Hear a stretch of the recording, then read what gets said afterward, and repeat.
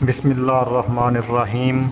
السلام علیکم ورحمۃ اللہ وبرکاتہ۔ میرے عزیز بھائیوں اور بہنوں، آج ہم ایک نہایت اہم موضوع پر بات کریں گے جو ہماری انفرادی اور اجتماعی زندگی میں بہت بڑی فضیلت رکھتا ہے۔ یہ موضوع ہے غربا کی مدد۔ معاشرے کی ذمہ داری ہے۔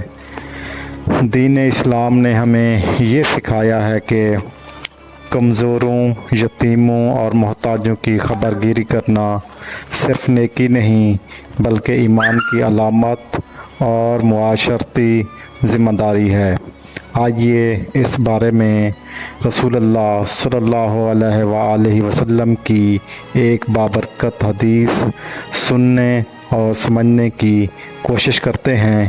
اس سے پہلے آپ سے ایک ریکویسٹ ہے کہ اگر آپ نے ہمارا چینل ابھی تک سبسکرائب نہیں کیا تو چینل ہمارا سبسکرائب کر لیں، بیل آئیکن کے بٹن کو دبا دیں، اور اگر آج کی حدیث آپ کو پسند آئے تو ویڈیو کو لائک، شیئر اور کمنٹس کرنا ہرگز نہ بھولیے گا۔ چلتے ہیں آج کی حدیث مبارکہ کی طرف۔ حدیث مبارکہ اردو ترجمہ۔ حضرت ابو ہریرہ رضی اللہ تعالیٰ عنہ سے روایت ہے کہ رسول اللہ صلی اللہ علیہ وآلہ وسلم نے فرمایا، بیوہ اور مسکین کی خدمت کرنے والا ایسا ہے جیسے اللہ کی راہ میں جہاد کرنے والا یا وہ شخص جو دن کو روزہ رکھتا ہے اور رات کو قیام کرتا ہے۔ تشریح۔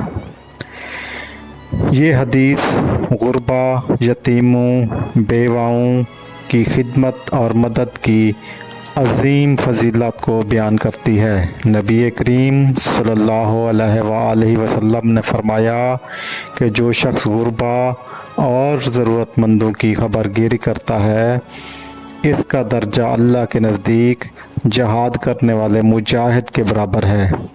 غور کیجئے، جہاد فی سبیل اللہ اسلام کی سب سے بڑی عبادت میں سے ہے، اور اسی طرح دن کو روزہ رکھنا اور رات کو عبادت کرنا بھی نہایت عظیم اعمال میں شمار ہوتا ہے، لیکن غربا کی مدد کرنے والا ان سب کے برابر اجر پاتا ہے۔ اس کا مطلب یہ ہے کہ اسلام میں سماجی ذمہ داری صرف اخلاقی تقاضا نہیں بلکہ عبادت کا درجہ رکھتی ہے۔ اگر ہم اپنی زندگیوں میں غریبوں اور محتاجوں کو فراموش کر دیں تو معاشرہ ناانصافی، محرومی اور بگاڑ کا شکار ہو جاتا ہے، لیکن جب ہم ان کی مدد کرتے ہیں تو نہ صرف ان کے لیے سہارا بنتی ہے بلکہ ہمارے دلوں کو نرم کرتی ہے اور ہمارے ایمان کو محفوظ کرتی ہے۔ یہ حدیث ہمیں سکھاتی ہے کہ غربا کی خدمت کو اپنی زندگی کا حصہ بنائیں، اپنی استطاعت کے مطابق صدقہ، خیرات اور مدد کریں، کیونکہ یہ عمل نہ صرف دنیا میں سکون اور بھائی چارہ پیدا کرتا ہے بلکہ آخرت میں بہت بڑا اجر عطا کرتا ہے۔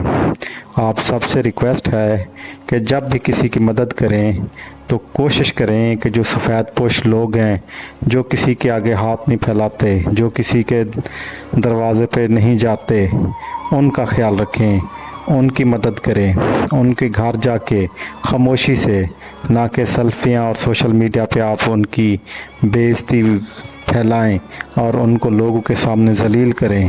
ایسا کام ہرگز نہ کریں، ایسے ریاکاری والے کام ہرگز نہ کریں۔ اگر کرنا ہے تو اللہ کی رضا کے لیے اور سفید پوش لوگوں کی مدد کریں۔ سفید پوش لوگ بہت سے ہیں لیکن جو پیشہ ور ہیں ان سے ذرا گریز کریں اور سفید پوش لوگ کا حق نہ ماریں۔ یہ ان لوگوں کا حق ہے جن کو اس کی ضرورت ہے۔ جو ایک پروفیشن لوگوں نے اختیار یہ کر رکھا ہے ان کو نہ دیں، بلکہ جو حقدار ہے اس کو دیں۔